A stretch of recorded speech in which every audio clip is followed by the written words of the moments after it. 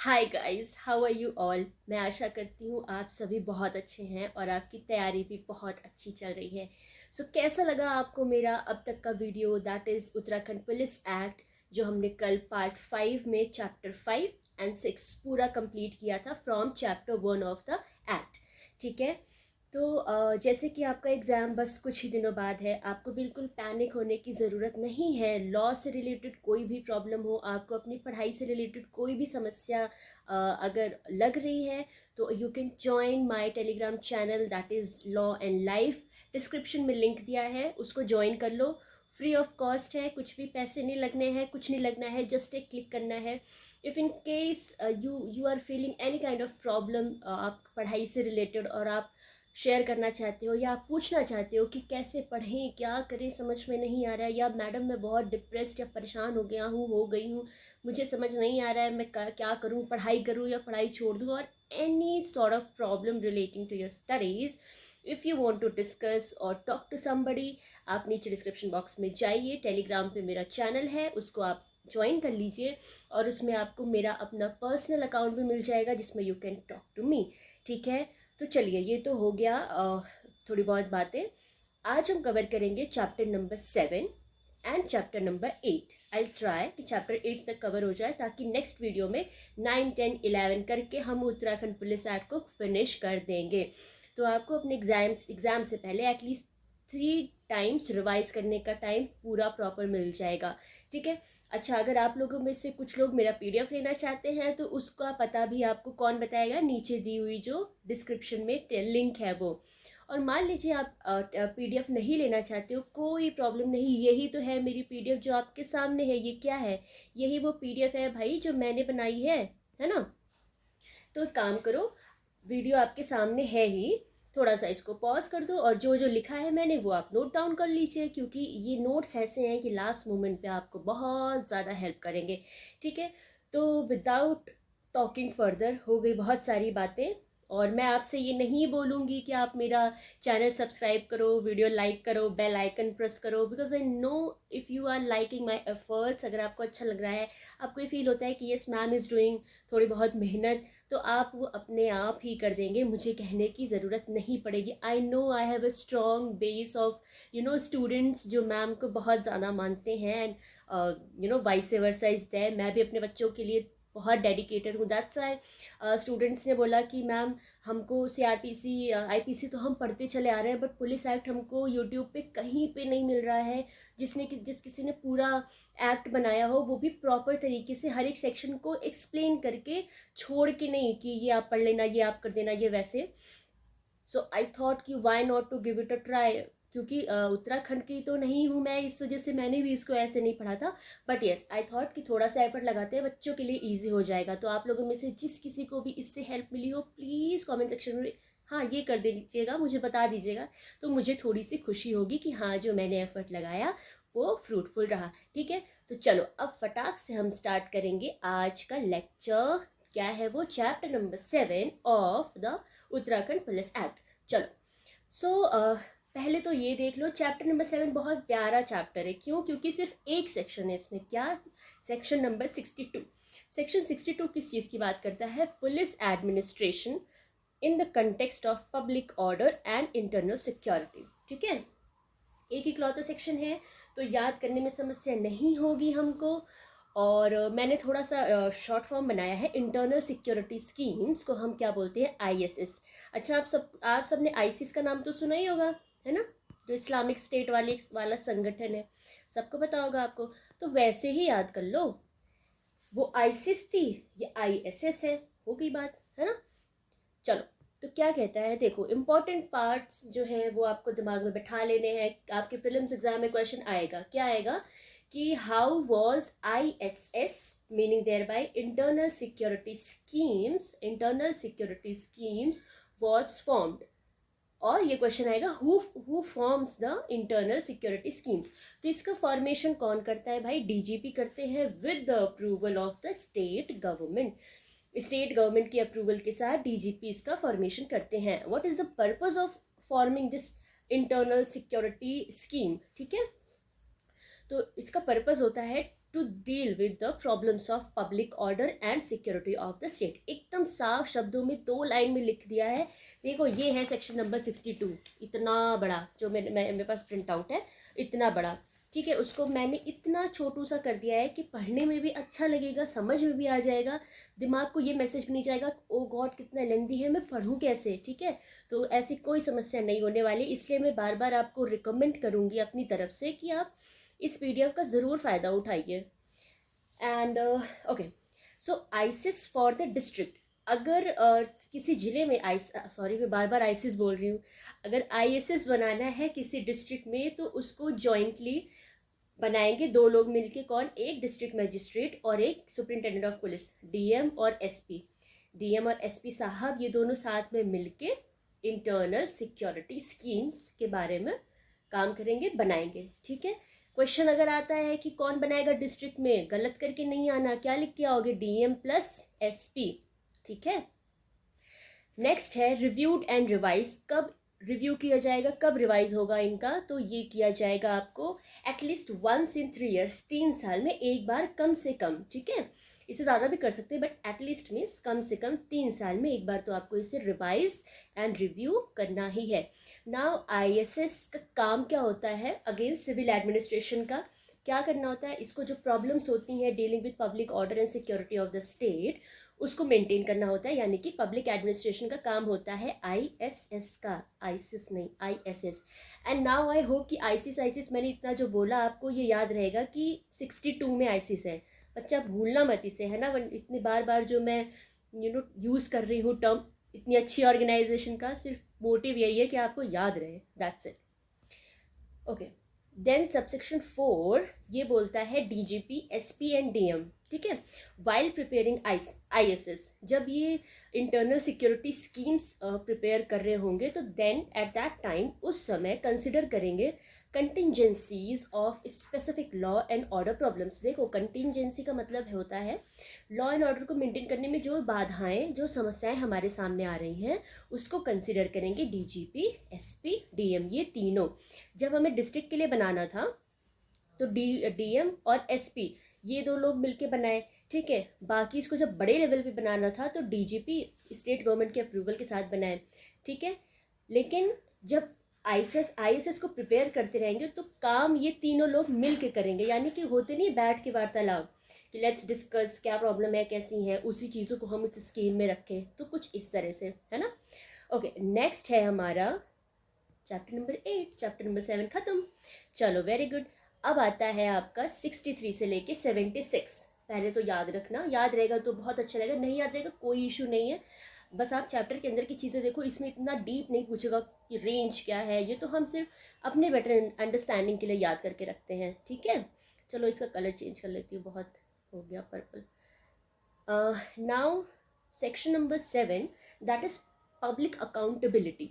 तो आप ऐसे याद रख सकते हो कि आर्ट से अकाउंटेबल होना, है ना, आर्ट से अकाउंटेबल होना।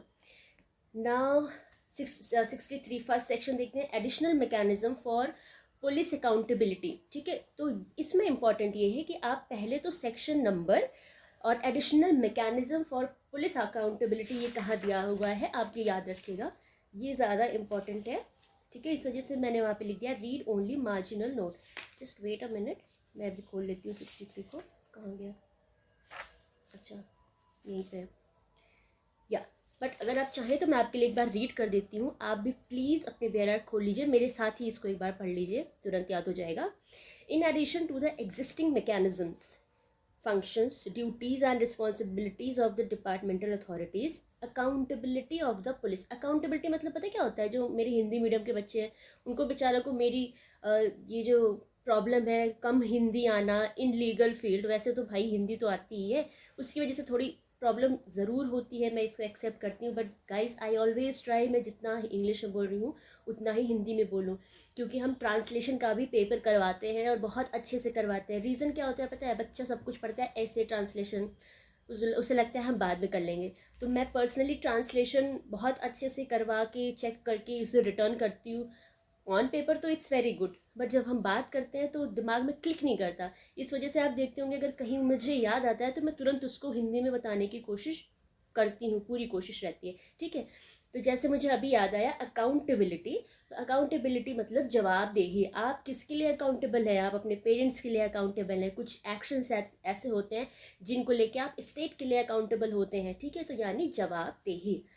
So, in addition to the existing mechanisms, functions, duties, and responsibilities of the departmental authorities, accountability of the police, police की जवाबदेही की बात यहाँ पे है क्योंकि चैप्टर का नाम भी तो वही है, shall be further ensured through the additional mechanism detailed in the chapter। बताओ इसमें क्या था? कुछ नहीं, आगे के चैप्टर में हमने डिटेल से बता रखा है, यही एक बात कह रही है। तो इस सेक्शन में इंपॉर्टेंट सिर्फ सेक्शन नंबर मार्जिनल नोट है, वैसे चांसेस बहुत कम है कि आए, पर कोई नहीं, हम पढ़ेंगे। Next is 64 state and district police complaint authority. ये 2018 का अमेंडमेंट था, दिस इज इम्पॉर्टेंट वन, ठीक है। ये 2018 का अमेंडमेंट है। क्या बात करता है? State and district police complaints authority, ठीक है। कौन बनाता है? Most important question, who constitutes it?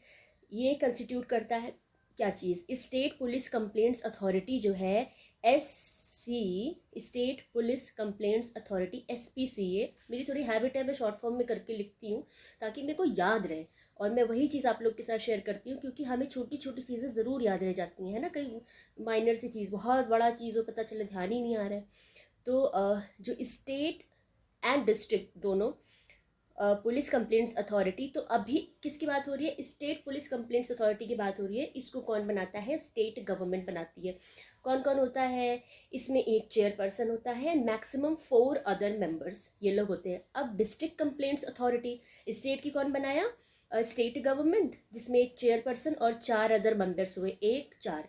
और डिस्ट्रिक्ट कंप्लेंट्स अथॉरिटी जो है, it shall be constituted for, अब जो कुमायूं रीजन है उत्तराखंड का, उसके लिए कंस्टिट्यूट की जाएगी। आई थिंक इसका हाँ, कुमायूं रीजन में कंस्टिट्यूट की जाएगी। फॉर दैट कुमायूं रीजन वाली डिस्ट्रिक्ट कंप्लेंट्स अथॉरिटी, देखो वहाँ के डिस्ट्रिक्ट के बारे में ना, टू बी वेरी ऑनेस्ट मुझे बहुत अच्छे से आइडिया नहीं है। अगर इस जगह कुछ गड़बड़ हो रहा होगा तो आप उसको क्लैरिफाई करेंगे कमेंट सेक्शन में। ये नहीं कि बस देख लिया, अरे मैडम ये तो कम समझ आया, ये मैडम इसकी जगह आप ये वर्ड यूज़ करती तो ज़्यादा बेटर रहता, अपने में सोच के बैठ गए। नहीं, अगर आप मेरे स्टूडेंट हैं और आप चाहते हैं कि मैं और अच्छा पढ़ाऊँ, तो अगर कोई वर्ड कहीं पे कुछ भी गड़बड़ लगती है ना, anything, any point, any comma, any full stop, comment section में करके मुझे बताओ। ये मेरे ऊपर आप लोगों को एक कृपा बरसानी होगी, जैसे भी समझो, ठीक है। तो district complaints authority shall be constituted for Kumaon region, constitute की जाएगी जो कुमायूं में ही बनती है। इसमें कुछ ऐसा लिखा नहीं था। जिसका जुरिस्डिक्शन, ये इंपॉर्टेंट है, जुरिस्डिक्शन कहाँ लाया करेगा? Nainital, US Nagar, that is Udham Singh Nagar, Almora, Bageshwar, Champawat and Pithoragarh, ठीक है। उसके बाद फॉर गढ़वाल रीजन, अब देखो इसमें अलग से दे रखा है कि फॉर गढ़वाल रीजन, ये जो डिस्ट्रिक्ट कंप्लेंट्स अथॉरिटी है ये देहरादून में बनेगी, जिसका जुरिस्डिक्शन लाई करेगा देहरादून, हरिद्वार, पौड़ी, चमोली, रुद्रप्रयाग, टेहरी एंड उत्तरकाशी, ठीक है। आपको इसमें याद क्या रखना है? जुरिस्डिक्शन एक तो कहाँ कहाँ लाई कर रहा है, थोड़ा टफ क्वेश्चन बना सकते हैं कि मैं चलो जुरिस्डिक्शन पूछ लें, ठीक है। अदरवाइज आपको मेन इंपॉर्टेंट चीज़ है कि डिस्ट्रिक्ट में कॉन्स्टिट्यूट जो हो रहा है कुमाऊं रीजन एक है, दूसरा गढ़वाल रीजन है। गढ़वाल रीजन का देहरादून में बनेगा, और कंस्टिट्यूट बाई वो स्टेट वाले को स्टेट गवर्नमेंट बनाती है, डिस्ट्रिक्ट वाले को कौन बनाती है इसके बारे में तो कुछ नहीं है। आई थिंक मेंबर्स उसमें सेम ही होंगे, इस वजह से इन्होंने नहीं दिया, ठीक है। चलो अब 65 में, उसके अलावा गाइस जो मैंने बताया, आप इसको सेक्शन को खुद से एक बार जाके ज़रूर पढ़ेंगे, ऐसी मेरी पूरी उम्मीद है। Now section 65, that is composition of state police complaint authority. इसमें ये ज़्यादा इंपॉर्टेंट है, स्टेट पुलिस कंप्लेंट अथॉरिटी। ये क्वेश्चन भी इंपॉर्टेंट है, ये भी 2018 का अमेंडमेंट है। इसमें वही बात है, ये तो ऊपर ही बता दिया था उन्होंने, एक चेयरपर्सन और 4 अदर मेंबर्स होंगे मैक्सिमम, ठीक। नेक्स्ट देखो 65A, ये क्या बोलता है? Very important, read at least thrice, इसको 3 बार कम से कम पढ़ के जाना। कॉम्पोजिशन ऑफ, ओके, तो ये यहाँ पे दिया है 65A में, राइट। 2018 के अमेंडमेंट से ये composition of district police complaint, DPCA के बारे में 2018 में 65A ये बताता है। इसमें भी चेयरपर्सन एक ही है बट 2 मेंबर्स है। तो भाई स्टेट बड़ा होता है, स्टेट में 4 मेंबर्स है, डिस्ट्रिक्ट छोटा, डिस्ट्रिक्ट में 2 मेंबर्स होते हैं बस, ठीक। बहुत इंपॉर्टेंट है, भूलना नहीं है, गलत नहीं करके आना। Now 66 is complaints authority. तो कंप्लेंट अथॉरिटी 2 जगह के लिए, कहाँ के लिए? डिस्ट्रिक्ट और स्टेट के लिए। इन एलिजिबिलिटी फॉर मेंबरशिप, ठीक है, मैं एक बार सेक्शन 66 देख लेती हूँ, कहाँ है 66। Okay, this is the marginal note, जिसको मैंने बाइफरकेट करके यहाँ पे लिखा है। क्या लिखा है? In eligibility for membership of the, क्यों, कौन कौन सी सिचुएशंस हैं ऐसी, अगर वो रहेंगी तो आप इन एलिजिबल होगे for being a member of the SCPA, DPCA and SPCA, ठीक है, state police complaints authority and district police complaints authority. तो आप कब एलिजिबल नहीं होंगे? जब आप इंडिया के सिटीजन नहीं है। ये बस एक बार रीड करने की बात है। ये सेक्शन वैसे इंपॉर्टेंट है, आप इसको ज़रूर देखिएगा।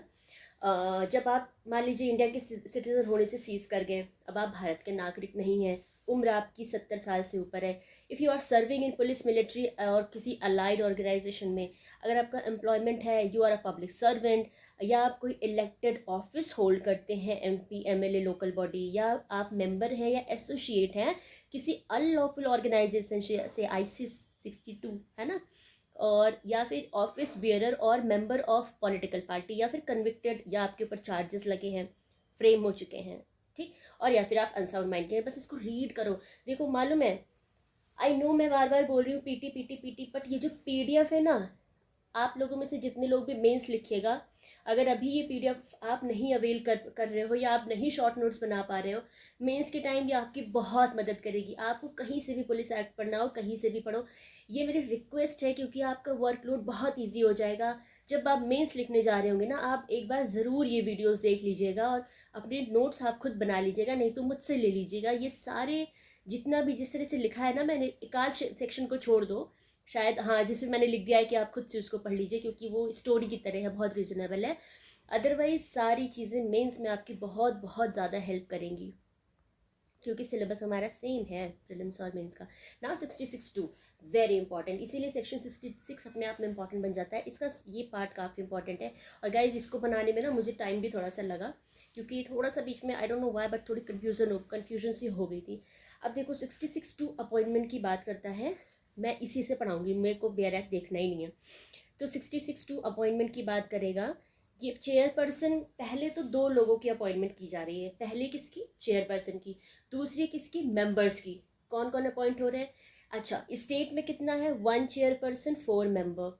डिस्ट्रिक्ट में कितना है? 1 चेयरपर्सन 2 मेंबर।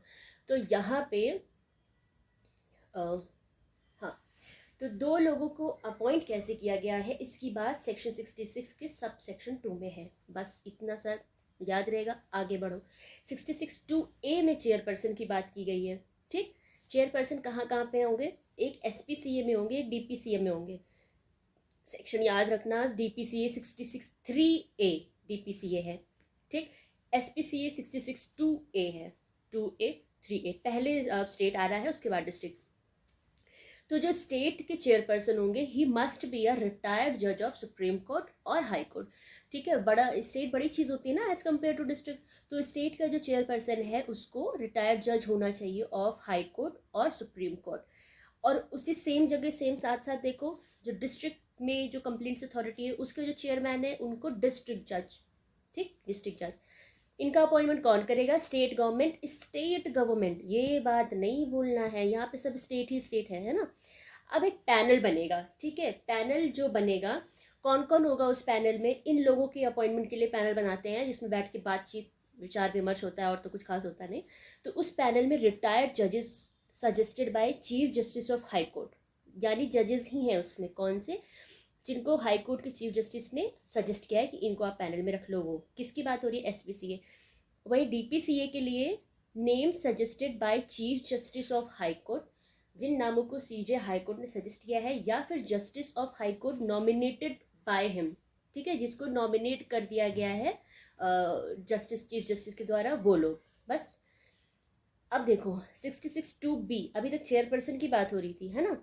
अब 66(2)B में मेंबर्स की बात होगी। अब देखो, appointment of members, state government, यहाँ पे भी स्टेट गवर्नमेंट। देखो इसका, इसमें बड़ा आसान सा है, मेंबर से रिलेटेड चीज़ ना, आप इस SPCA का पढ़ लो, DPCA का खुद समझ में आ जाएगा। बस आपको थोड़ा सा सेक्शन याद रखना पड़ेगा, 66(2)B, 66(3)A, 3B, इतनी सी कहानी, और कुछ नहीं है। बहुत बहुत आसान करके यहाँ पे दे दिया है, वरना बेरैक देख के मेरा दिमाग घूम गया था एक बार कि अरे यार ये क्या है, इधर उधर बहुत बहुत कॉम्प्लिकेटेड सा लग रहा था, बट देखो है कितना आसान। तो मेंबर्स की बात SPCA में स्टेट गवर्नमेंट करेगा। पैनल नेम्स बाय, इनमें जो पैनल नेम्स हैं, पहले तो देख लो अब जिस पैनल की बात कर रही हूँ ये पैनल कैसे प्रिपेयर होगा। This panel is prepared from amongst retired civil servants हैं, पुलिस ऑफिसर्स हैं, retired officers of other department है, सिविल सोसाइटी। ये पैनल में कौन कौन पैनल क्या करता है, नाम बनाता है कि अच्छा इन लोगों को आप मेंबर बना लो। ये पैनल नाम बनाता है कि अच्छा ये जज साहब है, इनको आप चेयरपर्सन बना लो। तो यही लिखा हुआ है, this panel is prepared from amongst. उसमें होगा कौन कौन, SHRC यानी state human rights commission, Lokayukta और SPSC जो एग्ज़ाम वगैरह नहीं कंडक्ट कराते, पब्लिक सर्विस कमीशन, वो। और यहाँ पे डिक्टो यही लोग हैं जो डिस्ट्रिक्ट का भी देख रहे हैं और स्टेट का भी देख रहे हैं। तो मेन इस सेक्शन में ये कि पहले तो किस सेक्शन में अपॉइंटमेंट हो रहा है ये ध्यान रखना है, सेक्शन नंबर। दूसरा, who is the chairperson of SPCA and who is the chairperson of TPCA। ये मेंबर्स जो है उनका अपॉइंटमेंट कौन करता है और पैनल में कौन कौन है, दैट्स इट। उसके अलावा कुछ नहीं देखना, हो जाएगा। And now next is question section number 67, term of office and condition of service of chairperson and members of SPCA and DPCA। अब बस इनका टर्म्स एंड कुछ कंडीशंस बताई गई। तो इनका जो टर्म है याद रखना, मेंबर और चेयरपर्सन का दोनों का सही सेम है, दैट इज 3 साल। Both are eligible for reappointment, आप उनको दोबारा भी अपॉइंट कर सकते हो। रेम्यूनरेशन और अलाउंसेस, जितनी सुविधाएं उनको दी जाती हैं, एक्स्ट्रा एक्स्ट्रा पैसे या और कोई सुविधा, अलाउंसेस एक्सेट्रा, वो सब स्टेट अलाउंस को कहते हैं हिंदी में भत्ता। जो भी भत्ता वगैरह दिया जाता है वो सब स्टेट गवर्नमेंट देती है। नाउ 68 रिमूवल 2018 का है, इम्पॉर्टेंट हो जाता है। तो इनका रिमूवल, मेंबर और चेयरपर्सन किसके, मतलब SPCA और DPCA के जो मेंबर और चेयरपर्सन, इनका रिमूवल कैसे होता है, by the order of governor. बस कुछ नहीं करना, 68 में गवर्नर साहब हटा देते हैं मेंबर को और चेयरपर्सन को। ये करके याद रखना, बस बहुत आसान है। ग्राउंड्स मेंस में काम आना है, इसमें चलो पढ़ लेते हैं, है ना। मैम ने नोट्स बनाया तो एडिशनल पॉइंट्स आपको मिल रही है। सो इसके जो ग्राउंड्स हैं, पहला बहुत आसान है यार, proven misconduct, misbehaviour, negligence to perform duty, जो काम करना था नेग्लिजेंट हो रहे हैं। 66(1) में जितने ग्राउंड्स दिए हैं उसके अकॉर्डिंग ये इनएलिजिबल हो गए, है ना। वो जो उसमें 11 ग्राउंड हैं जितने भी हैं। फिर engagement in any other paid employment, अगर वो किसी दूसरे पेड एम्प्लॉयमेंट में एंगेज्ड हैं तो भी फिर भाई आपको हम हटाएंगे, है ना। उसके बाद देखो 69, I think this is not the last one, ठीक है। 69 भी 2018 में आया था। Staff of the district police, अब स्टाफ की बात कर रहा है बस। अब इस पर क्या करना, पहले तो याद रखना स्टाफ की बात कहाँ की गई है, किस सेक्शन में। प्रोवाइडेड बाय स्टेट, इसमें सब कुछ स्टेट गवर्नमेंट में करती है। एक ही चीज़ याद रखना, स्टेट गवर्नमेंट, स्टाफ से रिलेटेड काम स्टेट गवर्नमेंट, SS, है ना। तो provided by state government, strength कौन कितनी होगी बताएगा स्टेट गवर्नमेंट, सिलेक्शन कौन करेगा स्टेट गवर्नमेंट, रेम्यूनरेशन कौन देगा state government, attachment of retired officers from CID and intelligence या फिर कोई जो विजिलेंस डिपार्टमेंट है उससे इन लोगों का स्टाफ का अटैचमेंट रहता है, ठीक है। बात किस स्टाफ की हो रही है, DPCA, स्टाफ ऑफ DPCA, ठीक है ना। सेक्शन 70 कंडक्ट ऑफ बिजनेस, कुछ ज़्यादा इंपॉर्टेंट नहीं है, बस ये ध्यान रखोगे कि सेक्शन में कंडक्ट ऑफ बिजनेस से हो जाएगा।